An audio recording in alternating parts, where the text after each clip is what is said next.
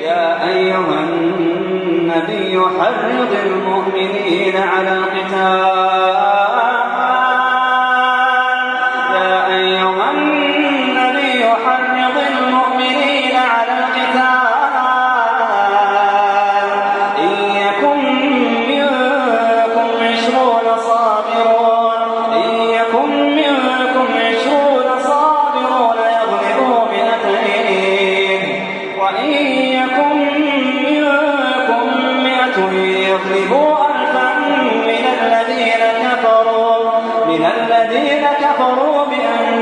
قوم لا يفقهون الآن خفف الله عنكم وعلم أن فيكم ضعفا فإن يكن منكم 100 صابرة يغلبوا 200 وإن يكن منكم 1000 يغلبوا 2000 بإذن الله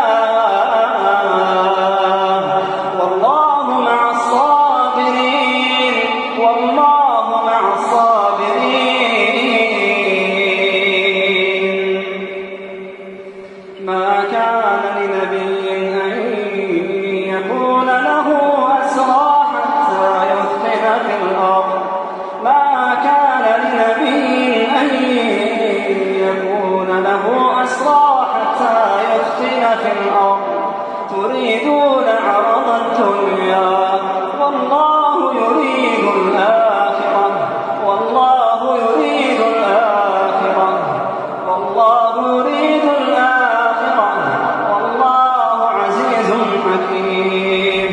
نحمده ونصلي على رسوله الكريم.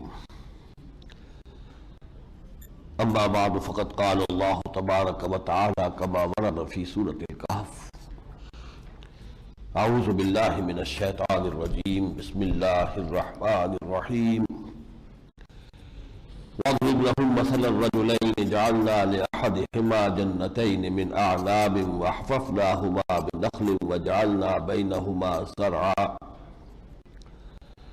كلتا الجنتين آتت أكلها ولم تظلم منه شيئا وفجرنا خلالهما نهرا وكان له ثمر فقال لصاحبه وهو يحاوره أنا أكثر منك مالا وأعز نفرا. صدق الله العظيم.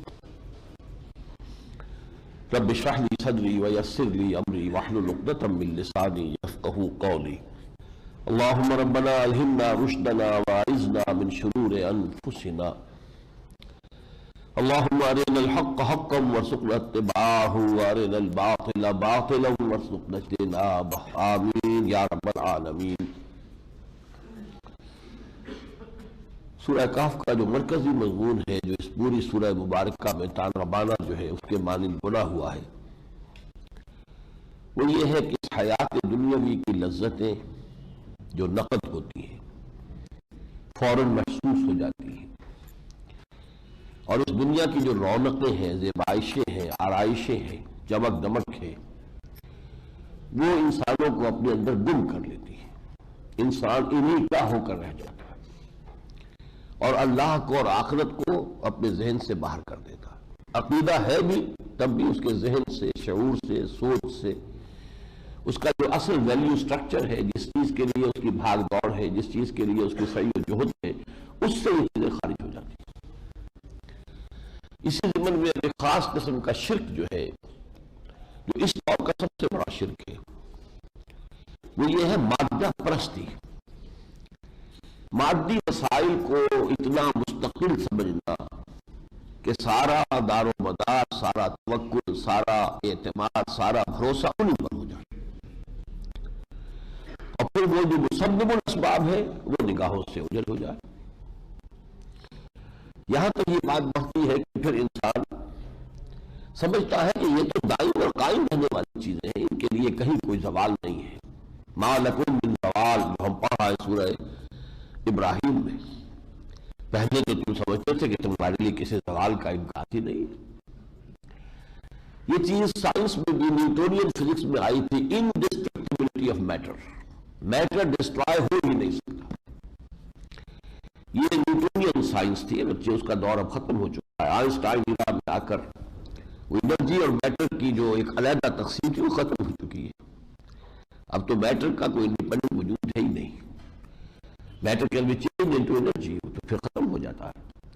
لیکن یہ کہ ایک اس دور کا بھی اتنا ذہنوں کے اوپر اثر ہے اس مادی اسباب و وسائل اور اس کے پراپرٹیز آف دی میٹر، اور یہ سارے فزیکل اور کیمیکل چینجز کے لاس، معلوم ہوتا ہے کہ سارا اعتماد، سارا بھروسہ، سارا توقع نہیں ہے۔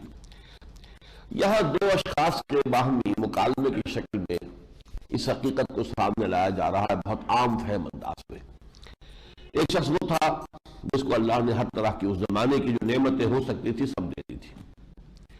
ایک اللہ والا تھا، لیکن یہ کہ اس کے پاس دنیاوی ساز و سامان نہیں تھا۔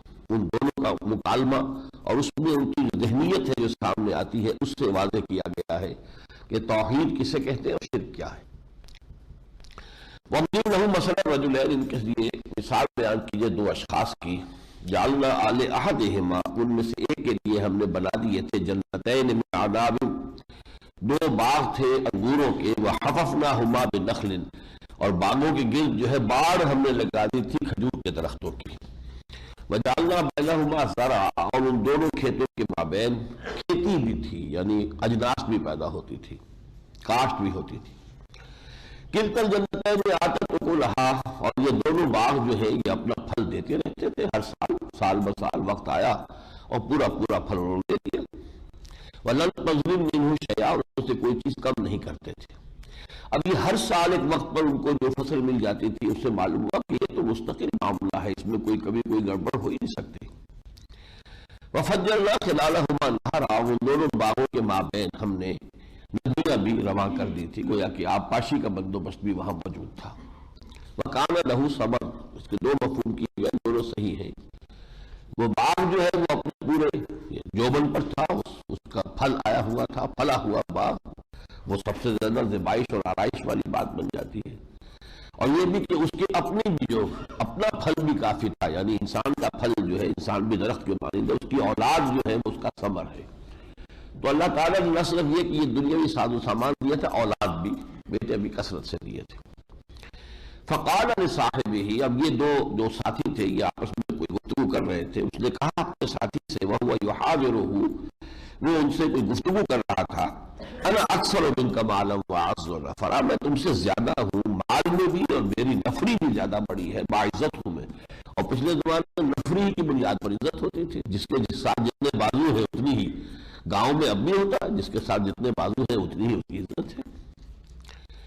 تو معلوم ہوتا ہے کہ یہ کوئی جو اللہ والا تھا کچھ سمجھا رہا تھا، فرمائش کر رہا تھا، سمجھانا چاہ رہا تھا، تو اس میں جو ہے دلیل یہ تھی میں زیادہ دولت والا ہوں، زیادہ سمجھ میرے اندر ہے کہ تمہارے اندر ہے، تم دوسریاں پکھارتے ہو، تمہارے پاس کچھ بھی نہیں ہے، میرے پاس یہ سب کچھ ہے۔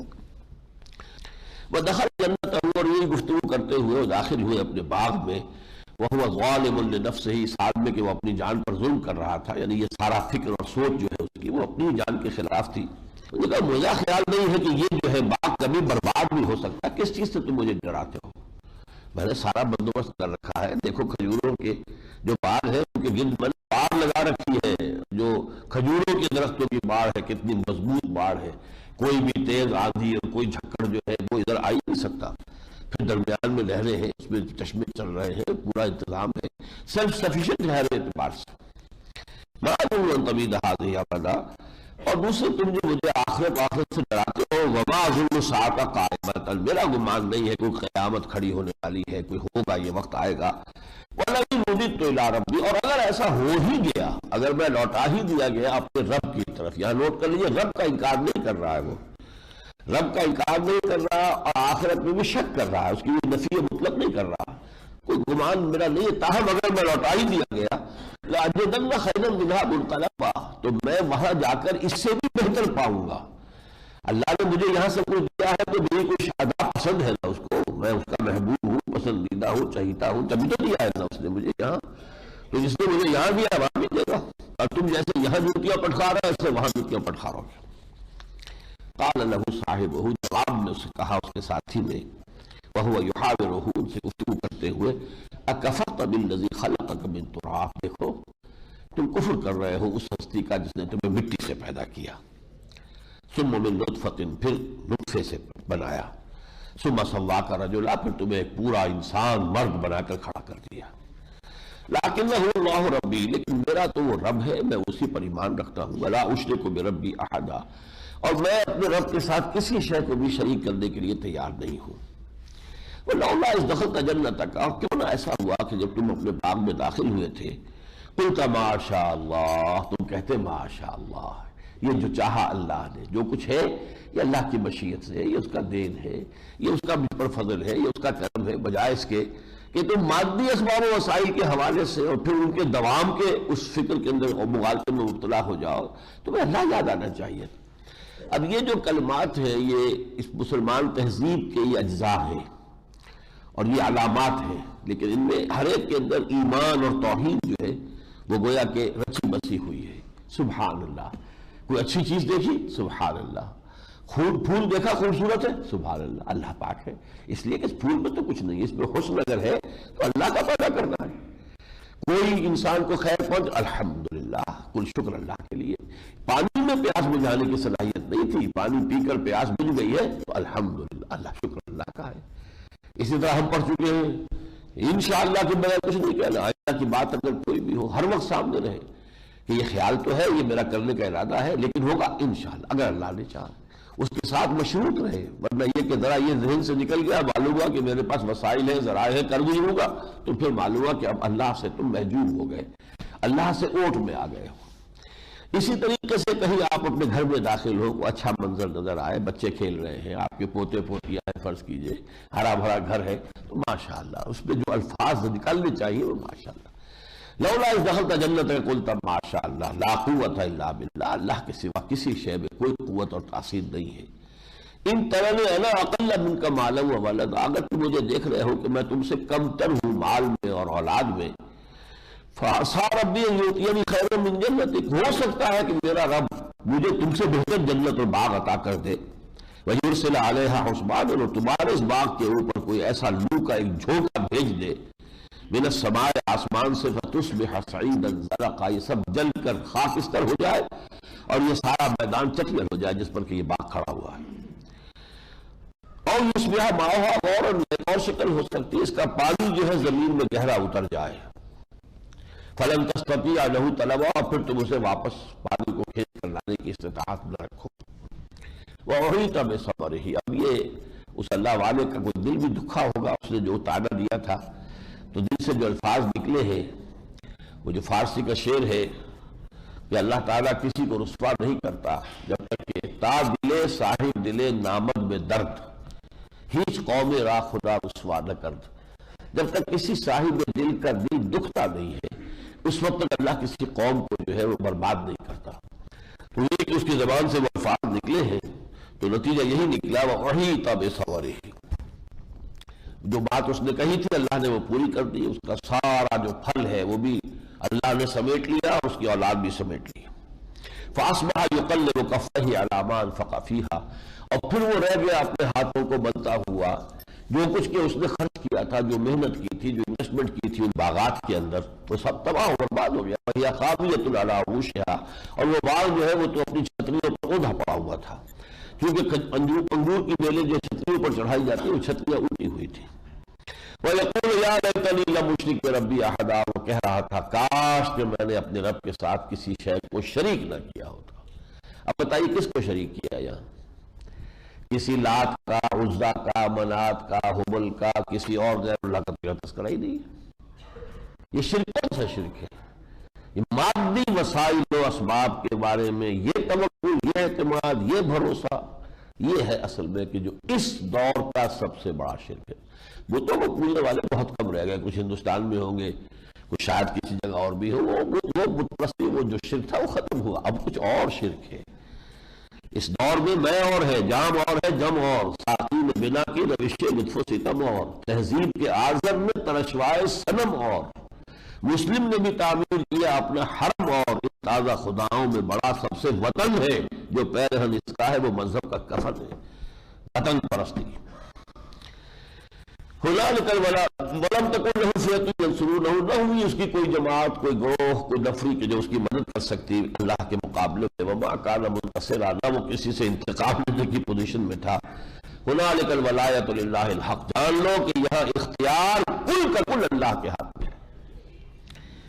هو خیر ثوابا وخیر عقبا، وہی بہتر ہے اجر دینے والا، اور وہی بہتر ہے انجام کار کے اعتبار سے۔ وَاضْرِبْ لَهُم مَثَلَ الْحَيَاةِ الدُّنْيَا، اور ذرا ان کے لیے دنیا کی زندگی کی ایک مثال بھی اے حضور، اے نبی بیان کر دیجئے۔ کَمَاءٍ أَنزَلْنَاهُ مِنَ السَّمَاءِ، ایسی ہے جیسے ہم آسمان سے پانی اتارتے ہیں، فَاخْتَلَطَ بِهِ نَبَاتُ الْأَرْضِ، تو زمین کا کچھ جو ہے روئیدگی کا اس میں سے نکل کر باہر آ جاتا ہے، یہی کچھ تو ہے نا۔ اسی طریقے سے ہمارا حکم آتا ہے، اولاد پیدا ہو جاتی ہے، اس میں نسل بعد نسل انسانی زندگی چل رہی ہے۔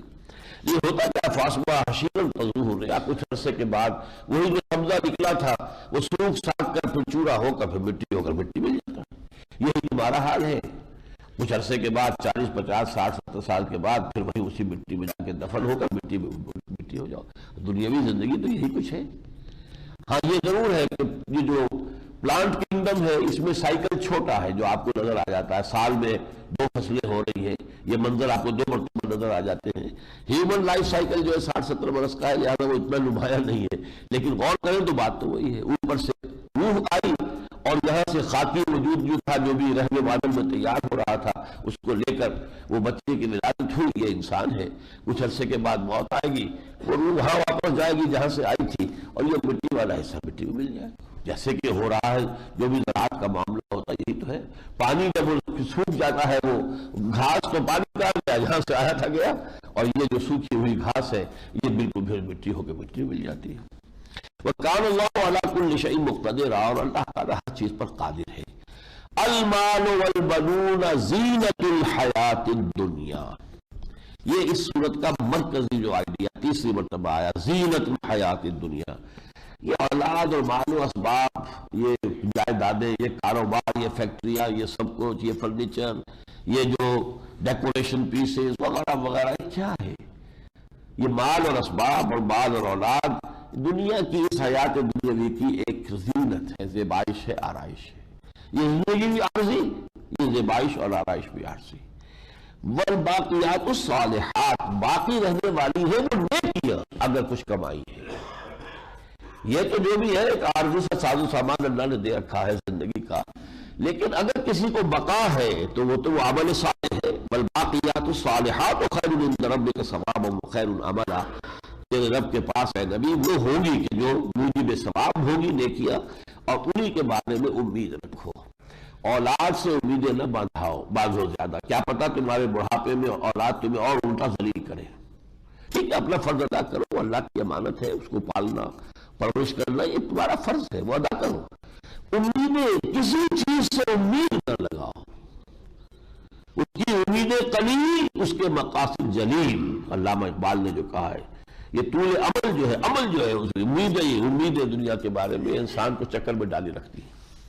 ہاں نیکیاں ہیں تو ان کے بارے میں انسان امید رکھے کہ اللہ تعالیٰ شرف قبول عطا فرما لے تو میری ابدی زندگی کے لیے بہتری کا ذریعہ بن جائیں گی۔ وَيَوْمَ نُسَيِّرُ الْجِبَالَ وَتَرَى الْأَرْضَ بَارِزَةً، اور جس دن کے ہم پہاڑوں کو چڑھائیں گے اور زمین کو تم دیکھو گے کہ بالکل کھلی ہوئی چٹیل ہے۔ وَحَشَرْنَاهُمْ، پھر یہاں ہم جمع کریں گے ان سب کو، فَلَمْ نُغَادِرْ مِنْهُمْ أَحَدًا، کسی ایک کو بھی نہیں چھوڑیں گے، سب ہوں گے موجود آدم سے لے کر آخری انسان پر۔ وَعُرِضُوا عَلَىٰ رَبِّكَ صَفًّا، اور اپنے رب کے حضور میں پیش کیے جائیں گے صفے باندھے ہوئے۔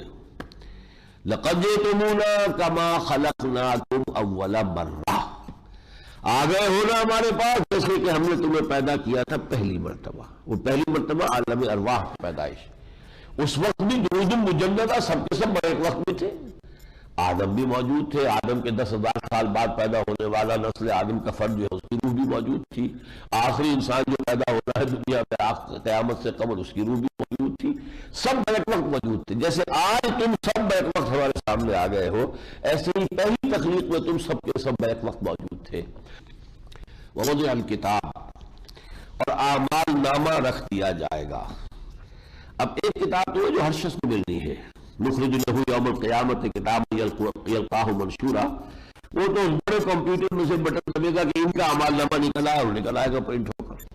لیکن یہ جو کوئی بہت ہی بڑا سپر کمپیوٹر ہوگا وہ لا کے میدان میں رکھ دیا جائے گا، جس میں کہ تمام انسانوں کے وہ اعمال نامے محفوظ ہوں گے، ان کی زندگی کی فلموں کے ساتھ محفوظ ہوں گے. وہ آوازیں بھی آج تو ہمارے لیے بہت آسان ہے ان چیزوں کا سمجھنا، اب یہ کوئی بعید بات تو نہیں. وَوُضِعَ الْكِتَابُ فَتَرَى الْمُجْرِمِينَ مُشْفِقِينَ مِمَّا فِيهِ، تو دیکھو گے تم کہ وہ مجرم جو ہے کانپ رہے ہوں گے، ڈر رہے ہوں گے کہ اس میں کیا کچھ ہے. وَيَقُولُونَ، اور وہ کہیں گے یا ویلتنا، ہائے ہماری شامت، مَا لِهَٰذَا الْكِتَابِ، یہ کیسا اعمال نامہ ہے، لَا يُغَادِرُ صَغِيرَةً وَلَا كَبِيرَةً إِلَّا أَحْصَاهَا، اس نے تو کوئی چھوٹی سی چھوٹی بات بھی نہیں چھوڑی، نہ کوئی بڑی بات چھوڑی، مگر یہ کہ ہر شے کا احاطہ کیا ہوا ہے. وَوَجَدُوا مَا عَمِلُوا حَاضِرًا، وہ پائیں گے جو کچھ بھی کہ انہوں نے عمل کیا ہوگا اسے موجود پائیں گے. وَلَا يَظْلِمُ رَبُّكَ أَحَدًا، اور آپ کا رب کسی پر ظلم نہیں کرے گا. یہ ان کے اپنے اعمال ہوں گے، ان کے سامنے آ جائیں گے. اب یہ 7واں رکوع ہے، جیسے سورہ بنی اسرائیل میں 7ویں رکوع میں وہی قصہ آدم و ابلیس تھا، یہاں پھر آ گیا ہے. اور یہ عجیب ہے اصل میں کہ مکی قرآن میں 6 دفعہ ہے یہ بنی اسرائیل اور کہف جڑے ہوئے ہیں، دونوں میں 7واں رکوع یہی ہے. ادھر ایک سورت چھوڑ دیجئے سورہ نحل، تو اس سے پہلے ہے سورہ ہجر، اس میں ہے. ادھر ایک سورت چھوڑ دیں سورہ مریم، تو اس سے آگے سورہ طہ اس میں ہے. پھر کچھ 6-7 پارے آگے جا کر سورہ صاد میں، ادھر 6-7 پارے پہلے جو ہے وہ سورہ اعراف میں. 6 مرتبہ، لیکن قرآن مجید میں مصحف میں یہ بڑے سیمیٹریکلی جو ہے اس کی جو ہے ڈسٹریبیوشن ہے. اب یہاں صرف جو میں پورا نہیں دہراؤں گا اس کو، یہاں پہ صرف ایک بات جو یہاں نئی آئی ہے وہ پڑھ لیں. وَإِذْ قُلْنَا لِلْمَلَائِكَةِ اسْجُدُوا لِآدَمَ فَسَجَدُوا إِلَّا إِبْلِيسَ كَانَ مِنَ الْجِنِّ فَفَسَقَ عَنْ أَمْرِ رَبِّهِ. یاد کرو جب کہ ہم نے کہا فرشتوں سے کہ سجدہ کرو آدم کو، تو انہوں نے سجدہ کیا، ابلیس نے نہیں کیا. وہ جنات میں سے تھا، بس اس نے سرکشی کی اپنے رب کے حکم سے. یعنی ملائکہ کی یہ شان نہیں ہے، یہ تو اپنے علم اور زہد کی وجہ سے اور عبادت گزاری کی وجہ سے ملائکہ میں شامل تھا، اس نے انکار کیا. أَفَتَتَّخِذُونَهُ وَذُرِّيَّتَهُ أَوْلِيَاءَ مِن دُونِي، تو اے انسانوں سوچو، کیا تم اس ابلیس کو جو تمہارا ازلی دشمن ہے اور اس کی اولاد، اس کی نسل کو، اس کے ایجنڈوں کو مجھے چھوڑ کر انہیں اپنا دوست بنا رہے ہو؟ فَهُمْ لَكُمْ عَدُوٌّ، جبکہ وہ تمہارے دشمن ہیں. بِئْسَ لِلظَّالِمِينَ بَدَلًا، بہت برا بدلہ ہے، بدل ملا ہوا ہے ان ظالموں کو کہ انہوں نے ہمیں چھوڑ کر انہیں دوست بنایا ہے. وہ آیت جو سورہ بنی اسرائیل میں تھی یہاں بھی پھر آئی ہے. وَلَقَدْ صَرَّفْنَا فِي هَذَا الْقُرْآنِ لِلنَّاسِ مِنْ كُلِّ مَثَلٍ، ہم نے تو اس قرآن میں لوگوں کے لیے ہر طرح کی مثالیں بیان کر دی، طرح طرح سے گردش دی ہے. ایک پھول کا مضمون ہو تو 100 رنگ سے بادو، ایک ہی مضمون 100 انداز میں قرآن مجید میں بیان ہوا ہے. وَكَانَ الْإِنسَانُ أَكْثَرَ شَيْءٍ جَدَلًا، لیکن انسان تو ہر شے سے بڑھ کر ہے جھگڑالو، دلیلیں دینے میں، جھگڑا کرنے میں، ہٹ دھرمی دکھانے میں، اس سے بڑا کوئی نہیں. اور اسی میں پھر وہ بات بھی آئی ہے وَمَا نُرْسِلُ الْمُرْسَلِينَ إِلَّا مُبَشِّرِينَ وَمُنذِرِينَ.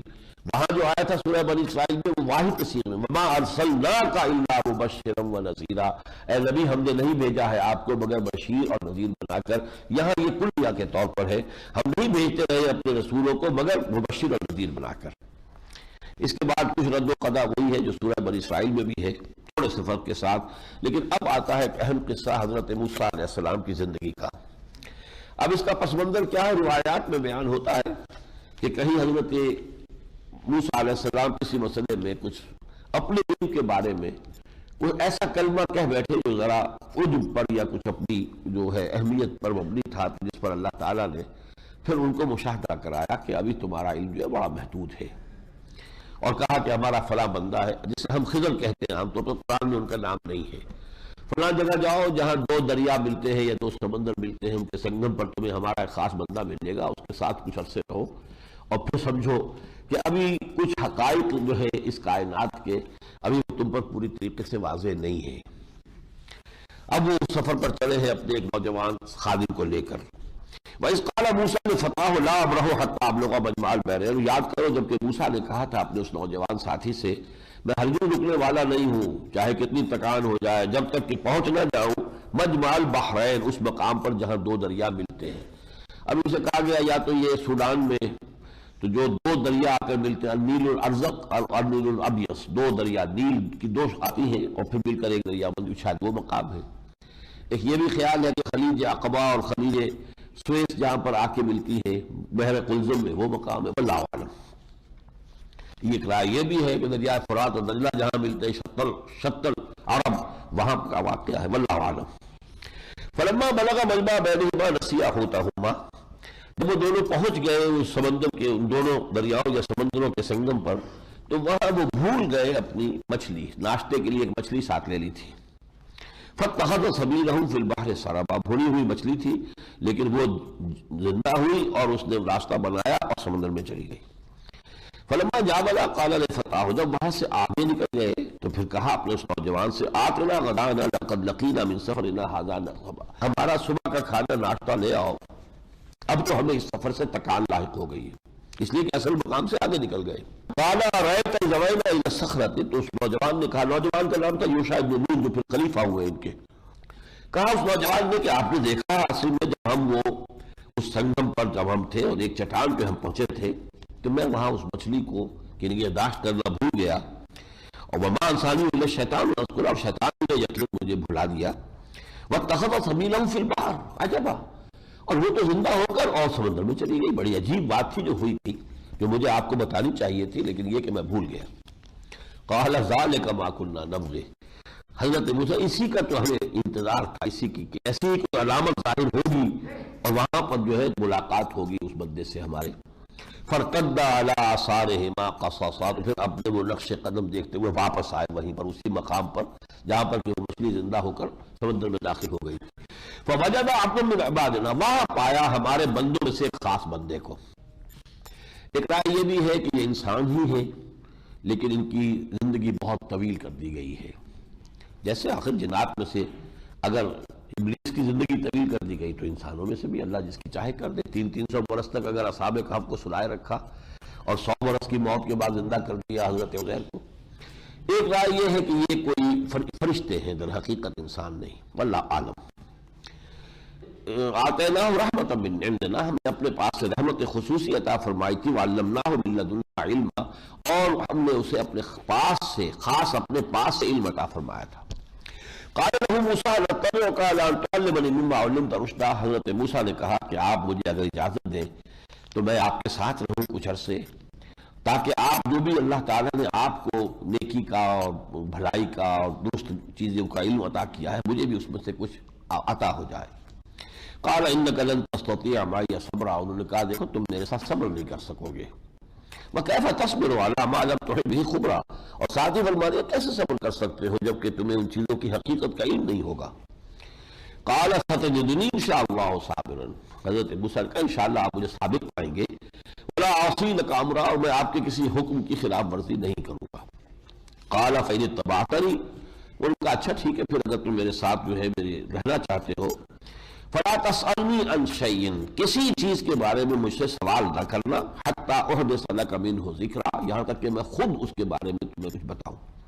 فَانْطَلَقَا، وہ دونوں چلے، حَتَّىٰ إِذَا رَكِبَا فِي سَفِينَةٍ خَرَقَهَا، جب یہاں تک کہ جب وہ ایک کشتی میں اور دوران سفر کسی کشتی میں سوار ہوئے تو اس شخص نے، جو وہ خضر ہیں یا جو بھی ہیں، انہوں نے اس کشتی کا ایک تختہ پھاڑ دیا، توڑ دیا۔ قال خرقتها لتغرقها، لا، اب حضرت موسیٰ کہاں صبر کرنے والے تھے، جلالی طبیعت کے آدمی، انہوں نے فوراً توڑ دیا۔ یہ آپ کیا کر رہے ہیں، آپ یہ اس کشتی کا جو ہے ایک تختہ آپ نے توڑ دیا، آپ چاہتے ہیں کہ اس کشتی میں جو سوار ہے سب کو غرق کر دیں؟ لقد جئت شيئا امرا، یہ تو آپ نے ایک بہت ہی غلط کام کیا ہے۔ قال الم اقل انك لن تستطيع معي صبرا، انہوں نے کہا دیکھو میں نے کہا نہیں تھا کہ تم میرے ساتھ صبر نہیں کر سکو گے۔ قال لا تؤاخذني بما نسيت، حضرت موسیٰ نے کہا میں جو بھول کے سوال کر بیٹھا ہوں تو آپ مؤاخذہ نہ کیجئے، ولا ترهقني من امری عسرا، اور میرے معاملے میں مجھ پر کچھ زیادہ دباؤ نہ ڈالیے، یعنی یہ کہ اس پر کچھ بہت سخت گرفت ہو جائے، یہ نہیں، معاف کر دیجئے۔ فانطلقا، پھر چلے، حتیٰ اذا لقیا غلاما فقتلہ، یہاں تک کہ ایک نوجوان سے کہیں ملاقات ہے، اس کو انہوں نے قتل کر دیا۔ قال قتلت نفسا زکیۃ بغیر نفس لقد جئت شیئا نکرا، اور پھر کہا کہ یہ کیا کیا آپ نے ایک بے گناہ جان کو ہلاک کر دیا بغیر اس نے کہ اس نے کسی جان کو ہلاک کیا ہو، یہ تو آپ نے بہت ہی نامعقول حرکت کی ہے۔ قال الم اقل انک لن تستطيع معي صبرا، انہوں نے پھر کہا میں نے کہا نہیں تھا کہ تم میرے ساتھ صبر نہیں کر سکو گے۔ قال ان سألتك عن شيء بعدها فلا تصاحبني، اچھا ٹھیک ہے اب اگر آپ اب کی مرتبہ اور معاف کر دیجیے، اب اگر میں اس کے بعد پھر آپ سے سوال کروں تو پھر فلا تو صاحب نہیں، پھر مجھے اپنے پاس نہ رکھیے گا. تو ٹھیک ہے، پھر کہہ دیجیے گا کہ تم دفع ہو جاؤ، چلے جاؤ، اور تم میرے ساتھ نہیں رہ سکتے. قد بلغت من لدنی عذرا، اور میرے معاملے میں آپ عذر کی حد تک پہنچ گئے ہیں، یعنی یہ کہ 2 مرتبہ میں خلاف ورزی کر چکا ہوں، اگر تیسری مرتبہ بھی کروں تو آپ پر کوئی الزام نہیں ہوگا اگر آپ مجھے اپنے پاس سے دور کر دیں. فانطلقا، پھر چلے، حتی اذا اتیا اہل قریۃ استطعما اہلہا، یہاں تک کہ ایک بستی والوں کے یہاں پہنچے تو ان سے کچھ کھانے کو طلب کیا کہ ہم مسافر لوگ ہیں، ہمارے پاس کچھ نہیں ہے.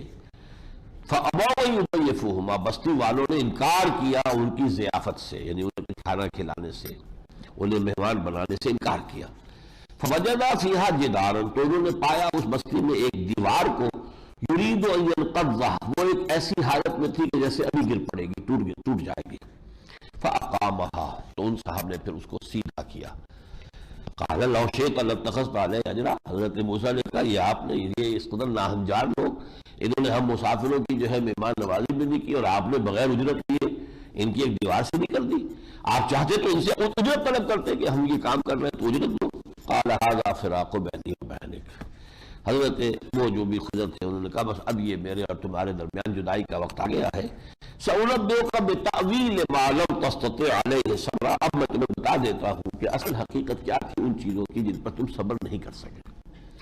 اما السفینۃ فکانت مساکین یعملون فی البحر، جہاں تک وہ کشتی والوں کا معاملہ ہے تو وہ کچھ مزدوروں کی کشتی تھی کہ جو سمندر میں مزدوری کرتے تھے، مسافروں کو ادھر سے ادھر لے آئے، تکا پیسہ کوئی کرایہ ہوتا ہوگا اس کے اپنی روزی چلا رہے تھے. یعملون فی البحر فاردت ان اعیبھا، میں نے یہ چاہا، ارادہ کیا کہ اس کو عیب دار کر دوں، اس میں عیب لگا دوں.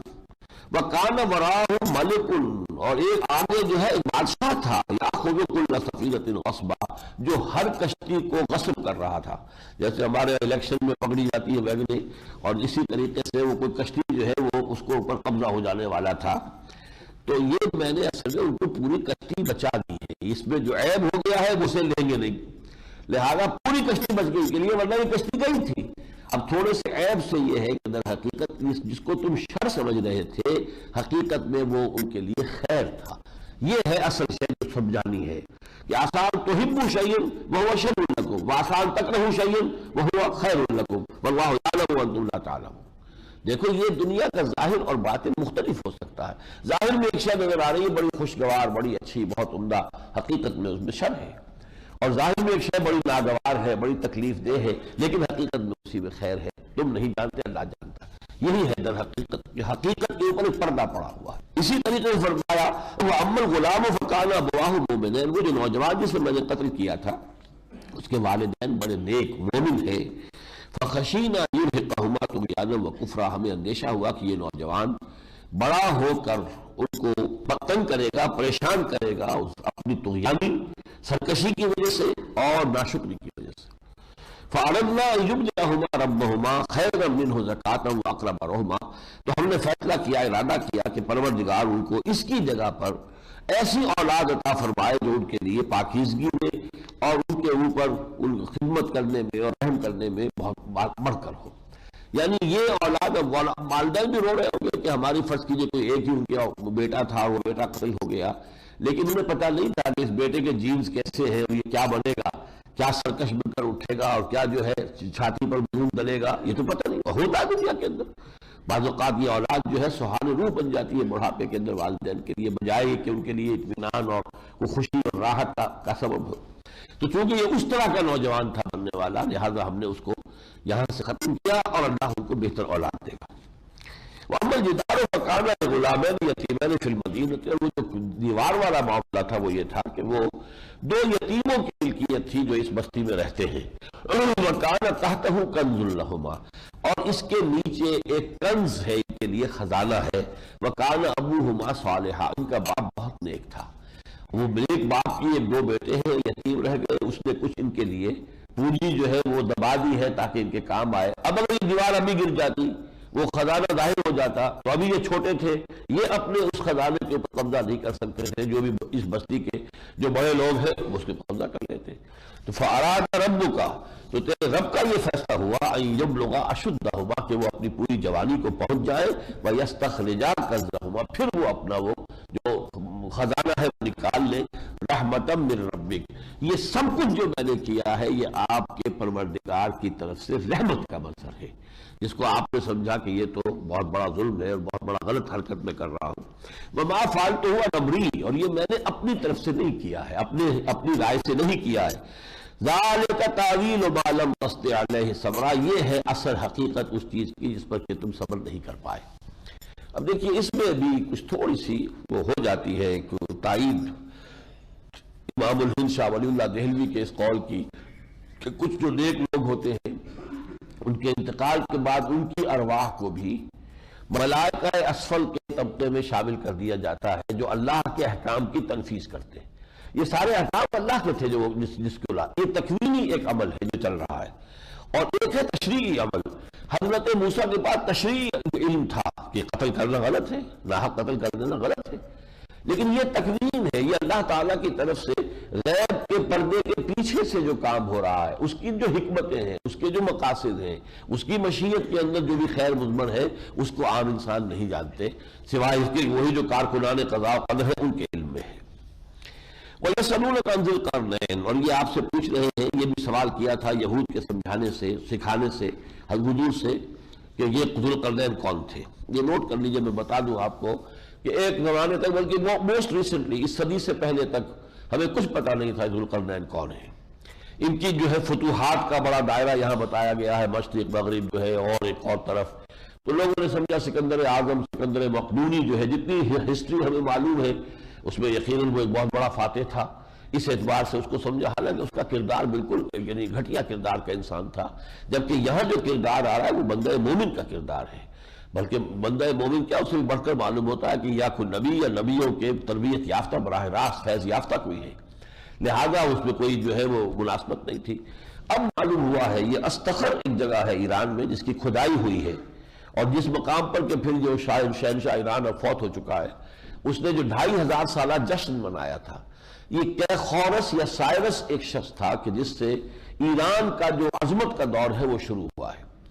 یہ شخص جو ہے اس سے پہلے ایران کا ملک میں 2 حصوں میں تھا، مادہ اور میڈیا اور پارس، لیکن اس نے عروج کو اللہ نے جب دیا تو اس نے دونوں کو جوڑ کر ایک مملکت بنا دیا، ایک عظیم امپائر قائم ہو گئی 2 ملکوں کے جمع ہونے سے. اس کی نشانی کے طور پر اس نے اپنے جو تاج تھا اس میں 2 سینگ لگا لیے. یہ 2 سینگ علامت تھے کہ یہ 2 مملکتیں جو تھی مادہ اور پارس کی، اس کو میں نے جمع کر دیا ہے. تو یہ شخص جو ہے نیک بھی بہت تھا، اس کی فتوحات مشرق مغرب اور شمال کی طرف ہوئی، اور پھر یہی وہ شخص ہے کہ جس نے وہ جو نبوکدنضر کے جو جانشین تھے ان کو شکست دی ہے، اور 587 قبل مسیح میں جو ہلاک کیا تھا نبوکدنضر نے اور برباد کیا تھا یروشلم کو، تو 530 میں اس حکومت پر پھر سائرس نے حملہ کیا ہے، 530 قبل مسیح میں، اور بیبیلونیا کی عظمت ختم ہو گئی. پھر سائرس کے جو جانشین تھے انہوں نے پھر اجازت دی ہے کہ جاؤ یہودیوں تم واپس جاؤ، تم اپنا ہیکل بھی تعمیر کر سکتے ہو، اپنا شہر یروشلم بھی دوبارہ تعمیر کر سکتے ہو. اس اعتبار سے یہ جو ذو القرنین ہے یہ یہود کے گویا کہ محسنوں میں سے ہے کہ ان کے ذریعے سے بیبیلونیا کی کنگڈم جو ہے وہ برباد ہوئی، نبوکدنضر کی سلطنت ختم ہوئی. تو انہیں اس بات کا موقع ہوا کہ وہ پیریڈ آف کیپٹیوٹی کہلاتا ان کا، وہ پیریڈ آف کیپٹیوٹی، زمانہ اسارت، وہ اسیر تھے وہاں پر، کہ وہ period of captivity came to an end, اور پھر یہ واپس آ کر تو پھر ان کا دوسرا دور جو ہے وہ شروع ہوا ہے. اس لیے یہ ان کو اپنا چونکہ سمجھتے ہیں محسن، اس حوالے سے انہوں نے سوال کیا کون تھے یہ. وَيَسْأَلُونَكَ عَنِ ذِي الْقَرْنَيْنِ، اور یہ پوچھتے آپ سے ذو القرنین کے بارے میں، قُلْ سَأَتْلُو عَلَيْكُم مِّنْهُ ذِكْرًا، کہہ دیجئے کہ ٹھیک ہے میں اس کے بارے میں کچھ حالات تمہیں سنائے دیتا ہوں. اِنَّا مَكَّنَّا لَهُ فِي الْأَرْضِ، ہم نے اسے زمین میں تمکن عطا کیا تھا، غلبہ دیا تھا، طاقت دی تھی، قوت دی تھی، سلطنت دی تھی. وَآتَيْنَاهُ مِن كُلِّ شَيْءٍ سَبَبًا، اور ہر چیز کا ساز و سامان اور وسائل اسے وافر فراہم کیے تھے. فَأَتْبَعَ سَبَبًا، انہوں نے ایک مہم جو ہے تیار کی، حتیٰ اذا بلغ مغرب الشمس، یہاں تک کہ جب وہ سورج کے غروب ہونے کے پاس مغرب الشمس وہاں پہنچ گئے. یہ میڈیٹرینین سی جو آتا ہے گویا کہ یہ تمام ایران کو اور پھر شام کو فلسطین کو فتح کرتے ہوئے اور یہ این میڈیٹرینین پر پہنچ گئے.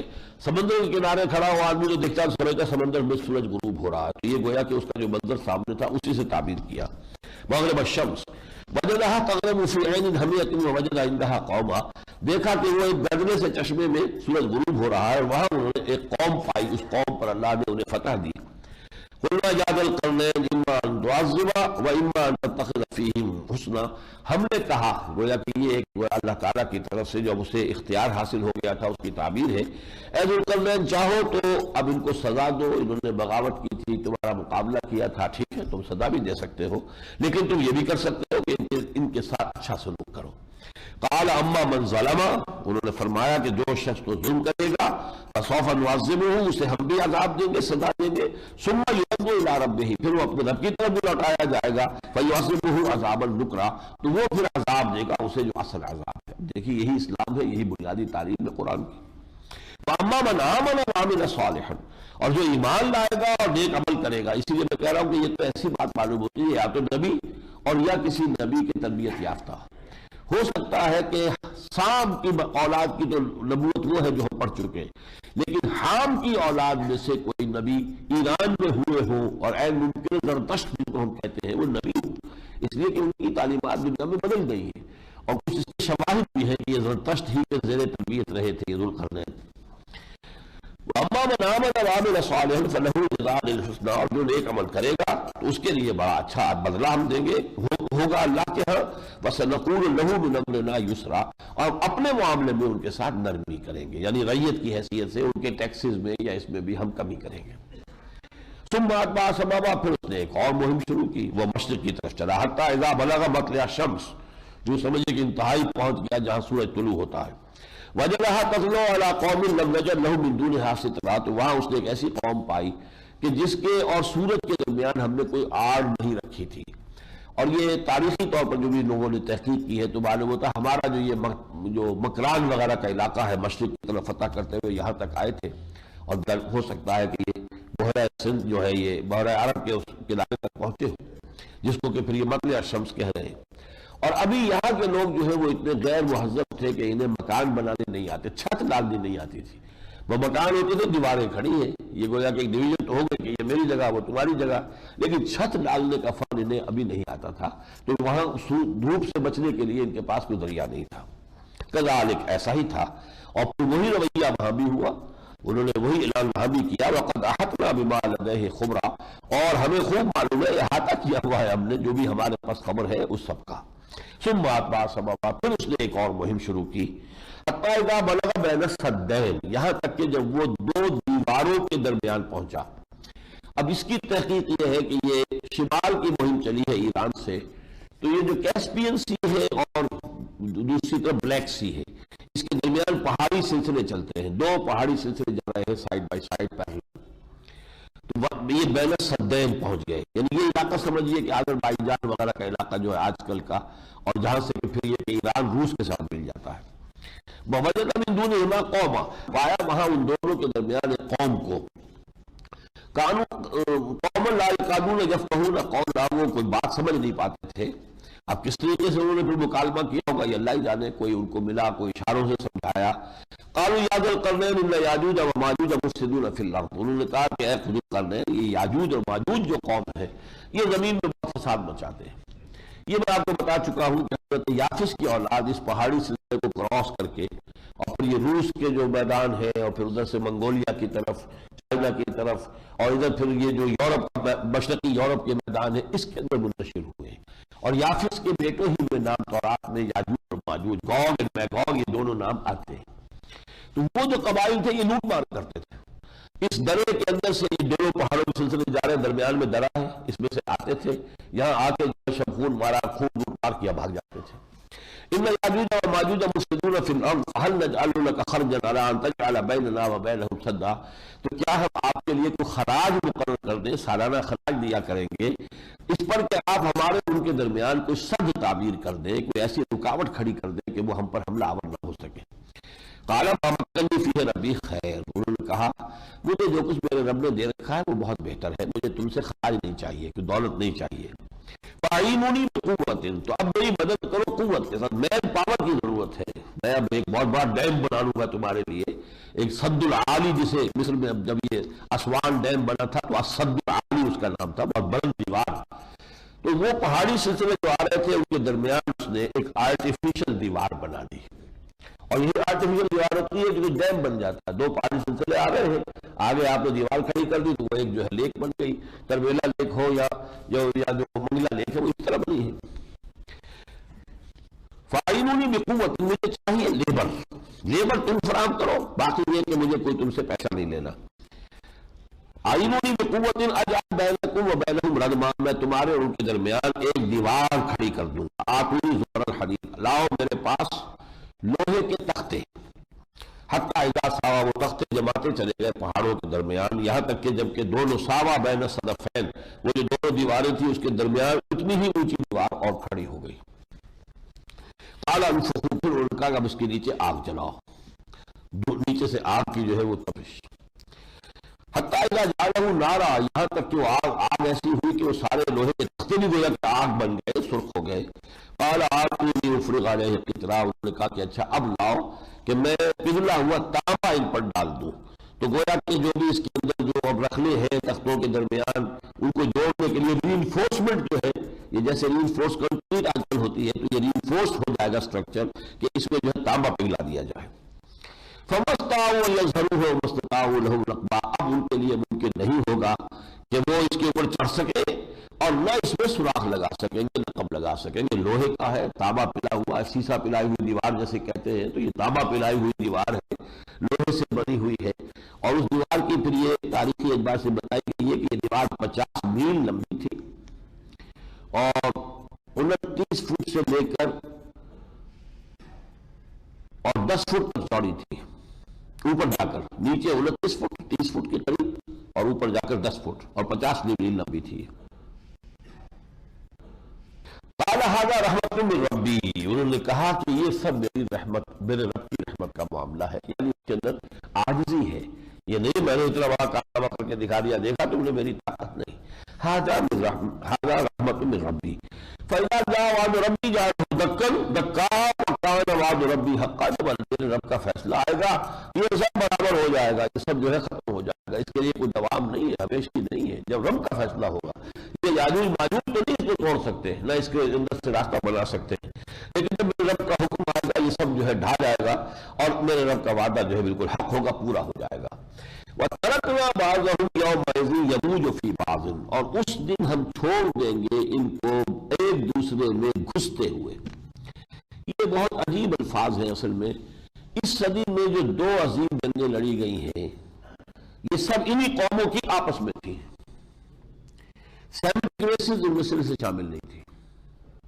یہ سارے کے سارے ناردرنرز, نیدرلینڈرز, یہ جو سویڈن اور وغیرہ سے ناروے سے نیچے اترے ہیں, اور اس میں یہ جو برٹن وغیرہ میں بھی یہی آبادی ہوئے, فرانس میں بھی یہی ہے, ان کے درمیان جو جنگیں ہوئی ہیں تو یہ نقشہ ہے اس کا. ترکنا بعضهم یومئذ یموج فی بعض, یہ پھر ایک دوسرے میں گتھم گتھا ہو جائیں گے, یہ لڑیں گے اور اس طرح لڑیں گے کہ ایک دوسرے کے اندر گتھم گتھا ہو جائیں گے.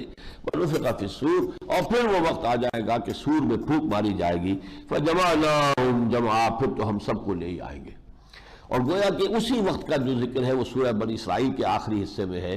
فَإِذَا جَاءَ وَعْدُ الْآخِرَةِ جِئْنَا بِكُمْ لَفِيفًا, جب وہ وقت آئے گا, پچھلا وقت, پچھلے وعدے کا وقت, تو تم سب کو بھی ہم سمیٹ کر گھیر کر جھاڑو پھیر کر پوری دنیا کے کونے کونے سے لے آئیں گے. وَعَرَضْنَا جَهَنَّمَ يَوْمَئِذٍ لِلْكَافِرِينَ عَرْضًا, اور اس دن ہم جہنم کو بنا دیں گے ان کافروں کے لیے سامنے کی شے کہ موجود ہوگی ان کے سامنے. الَّذِي كَانَتْ أَعْيُنُهُمْ فِي غِطَاءٍ عَنْ ذِكْرِي, وہ لوگ کہ جن کی نگاہیں میرے ذکر, میری یاد سے ان کے پردے میں تھیں, ان کے اندر پردہ پڑا ہوا تھا. مجھے سب کچھ دیکھتے تھے, مجھے نہیں دیکھتے تھے.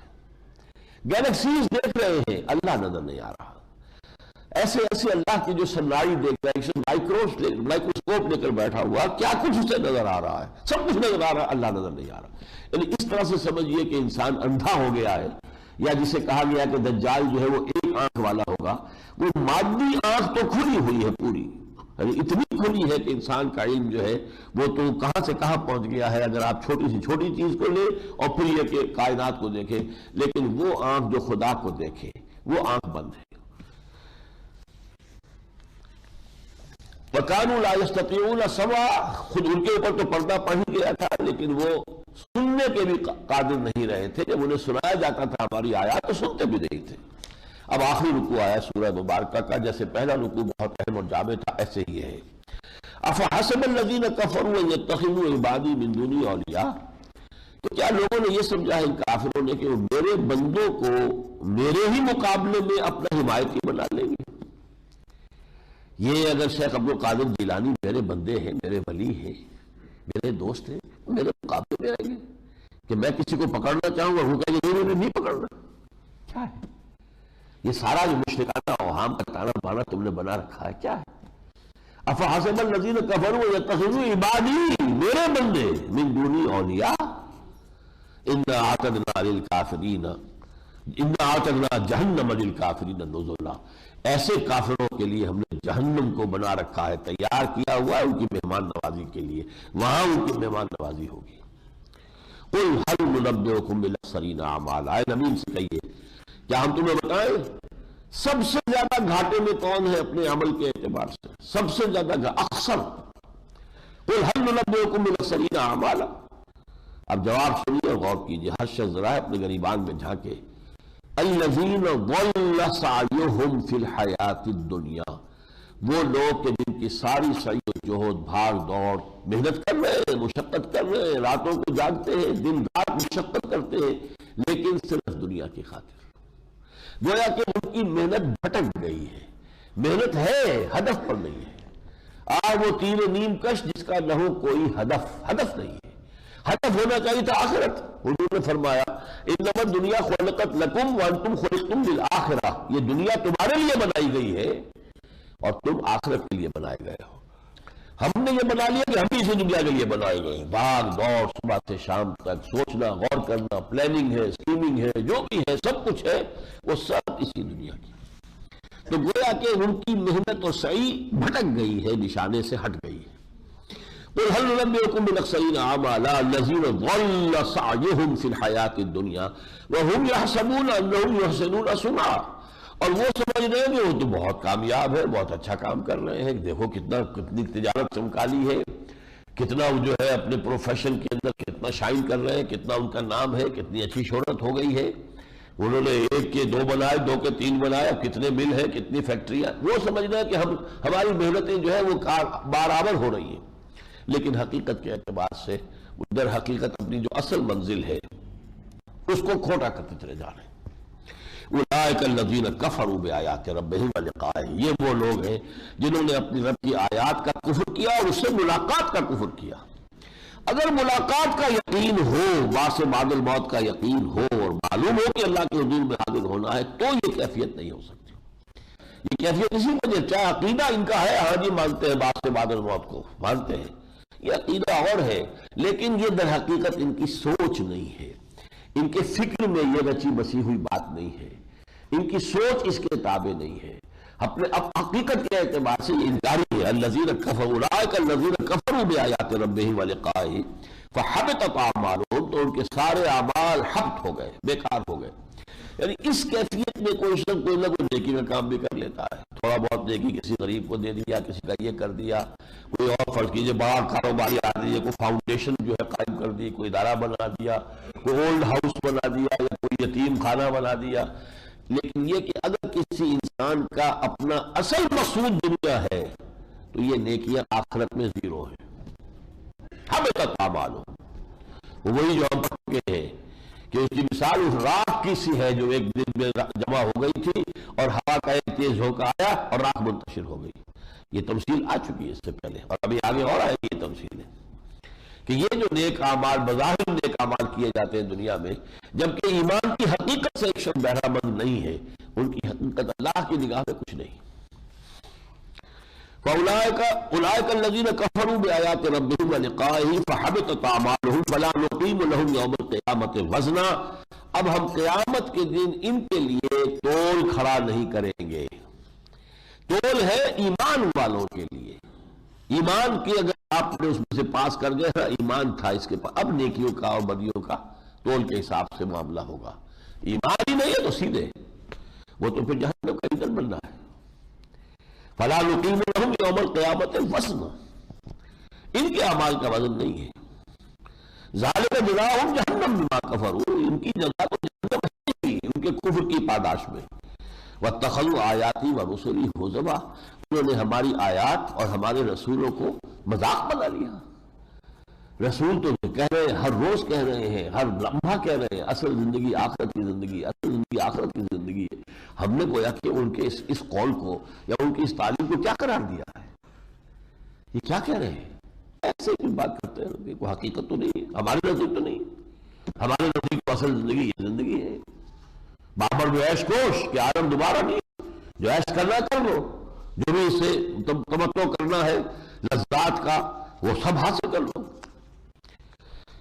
ان الذین آمنوا وعملوا الصالحات کانت لہم جنات الفردوس نزلا. اب اس کے برعکس وہ لوگ ایمان لائے، ایمان شرط لازم ہے، اور پھر نیک عمل انہوں نے کیے، ان کے لیے ہے کانت لہم جنات الفردوس نزلا، ان کے لیے ٹھنڈی چھاؤں والے باغات ہوں گے جن میں ان کی مہمان نوازی ہوگی. نزل کہتے ہیں اصل میں عربی میں کسی مہمان کی آمد پر فوراً جو چیز پیش کی جائے، ابتدائی میزبانی. نزیل کہلاتا ہے جو ابھی اترا ہے، پہلے اترتے تھے وہ گھوڑے سے یا اونٹ سے، اتر کر آپ کے گھر میں آپ کے خیمے میں داخل ہو گئے، نزیل ہے یہ. پھر جب وہ آپ کے مقیم ہو گیا تو پھر ضیف کہلاتا ہے. اب وہ ضیف اب نزیل نہیں، نزیل وہ ہے جیسے ہی وہ اترا وہ نزیل ہے، اترا ہے ابھی اتر کر اپنے آپ یہاں کار سے اتر کے آ جائے گا، بس فرق یہی ہے، لیکن وہ اس کا بھی نزول ہے. تو فوراً جو دیا جائے گا، کوئی ٹھنڈا کوئی گرم پیش کیا جائے گا، وہ نزول ہے. پھر جب وہ اب آپ کے پاس مقیم ہو گیا، اہتمام کے ساتھ اس کے لیے کھانا تیار کر رہے ہیں، اس کے لیے ضیافت، وہ ضیافت کہلاتی ہے. تو یہ نزل ہے. خالدین فیہا، وہ رہیں گے اس میں ہمیشہ ہمیشہ، لا یبغون عنہا حولا، اور اس سے نہیں چاہیں گے کوئی جگہ بدلنی کہ اب یہاں سے نکل کر ہم کہیں اور جائیں. اب یہ دو آخری آیات آ رہی ہیں جیسے سورہ بنی اسرائیل کے آخر میں تھی، دو قل، جیسے وہاں دو قل تھے، قل اللہ عبد الرحمن، وہاں اللہ کے اسماء کا معاملہ تھا. ایما تدعوا فلہ الاسماء الحسنی، یہاں اللہ کی خلاقی کا ذکر ہے. قل لو كان البحر مدادا لكلمات ربي لنفد البحر قبل ان تنفد كلمات ربي ولو جئنا بمثله مددا. اے نبی ان سے کہہ دیجئے کہ اگر ہو جائے سمندر سیاہی بن جائے میرے رب کے کلمات کو لکھنے کے لیے تو سمندر ختم ہو جائے گا اس سے پہلے کہ میرے رب کے کلمات ختم ہوں. اس سے مراد کیا ہے؟ ہر شے اللہ کے ایک حکم کن کا مظہر ہے. اللہ کا حکم کن ہے، جب وہ کن کہتا ہے وہ شے ہو جاتی ہے، اسی کا مظہر ہے. یہ کائنات اتنی وسیع اور عریض اور لامتناہی، اب اس کے اندر کتنی کچھ مخلوق ہے، کیا کچھ اللہ کی خلاقی ہے. تو یہ جو اس کے کلمات کن ہیں، ان کو اگر آپ لکھنے بیٹھے تو سمندر ختم ہو جائے گا. ایک دوسری جگہ پر آئے کہ چاہے 7 سمندر اور اس جیسے لے آئے جائیں سب ختم ہو جائیں گے، اور زمین کے سارے درخت جو ہے قلم بنا دیے جائیں تبھی وہ اللہ کی کلمات ختم نہیں ہوں گے. قل لو كان البحر مدادا لكلمات ربي لنفد البحر قبل ان تنفد كلمات ربي ولو جئنا بمثله مددا. خواہ وہ اور بھی اس کے لیے ایسی ہی اور مدد کو لے آیا جائے ایک سمندر. قل، اب یہ آخری قل ہے، قل انما انا بشر مثلكم. اے نبی کہہ دیجئے ڈنکے کی چوٹ کے دیکھو لوگوں، میرا دعویٰ یہ نہیں ہے کہ میں فرشتہ ہوں یا میں کچھ اور ہوں، میں تو تمہاری طرح کا انسان ہوں. البتہ فرق میرا تمہارے درمیان کیا ہے؟ یوحا الی، اب مجھ پر وحی کی گئی ہے بس. قل انما انا بشر مثلکم یوحا الی. اصل میں اس میں بھی زیادہ غلط کرنا بھی درست نہیں ہے. بنیادی طور پر حضور بھی بشر تھے، اور اس اعتبار سے مثلکم تمہاری طرح ہی کا انسان ہوں، تمہاری طرح کا بشر ہوں، یہ صحیح ہے. بعض خصائص اللہ تعالیٰ نے ان کو بحیثیت نبی کی عطا کی تھی، اس اعتبار سے وہ بالکل ہم جیسے نہیں تھے. مثلا نبی پشت سے بھی دیکھتا ہے جو کہ ہم نہیں دیکھ سکتے، یہ ان کا خاص معاملہ ہے. اسی طرح یہ کہ حضور کرتے کئی دن کے روزے رکھتے تھے، 2 دن 3 دن، درمیان میں افطار نہیں، 2 دن کا روزہ مسلسل چل رہا ہے، 3 دن کا روزہ، اسے صوم وصال کہتے. صحابہ رکھنا چاہتے تھے، آپ نے اجازت نہیں دی، ختم نہیں رکھو. تو کسی نے کہا کہ حضور آپ رکھتے ہیں ہمیں روکتے ہیں، تو آپ نے فرمایا ایکم مثلی، تم میں سے کون ہے مجھ جیسا؟ ابھی تو اندر ربی، میں تو اپنے رب کے پاس رات بسر کرتا ہوں، وہ یطعمنی ویسقین، وہ مجھے کھلاتا ہے پلاتا ہے، تمہیں تو یہ کیفیت میں ایسا نہیں. تو بعض بعض خصائص ہے، وہ معاملہ اپنی جگہ پر ہے. بالکل یہ سمجھ لینا جیسے ہم خطا کار ہیں اور ہم پر جو نفسانیت کے غلبے ہیں، اپنے اوپر قیاس کار پاکر را قیاس بر خود بکن، اپنے اوپر قیاس نہ کر بیٹھنا. لیکن بنیادی طور پر ایک ہیومن بینگ تھے، انسان تھے، نسل آدم کی اولاد میں سے ہیں، ان کو انسانی تقاضے اور مقتضیات سارے انہیں بھی لاحق تھے. یہ اس سے ٹھیک ہے اپنی جگہ پر. قل انما انا بشر مثلکم یوحی الی انما الہکم الہ واحد. جو وحی مجھے کی گئی ہے اس کا مرکزی نقطہ جو ہے، اس کا ایکسس، اس کا عمود وہ کیا ہے؟ کوئی تمہارا الہ نہیں، بس ایک ہی الہ واحد ہے. فمن کان یرجو لقاء ربہ، تو جو کوئی بھی امیدوار ہو اپنے رب سے ملاقات کا، فلیعمل عملا صالحا، تو دیکھو پہلا کام وہ یہ کرے، نیک عمل کرے.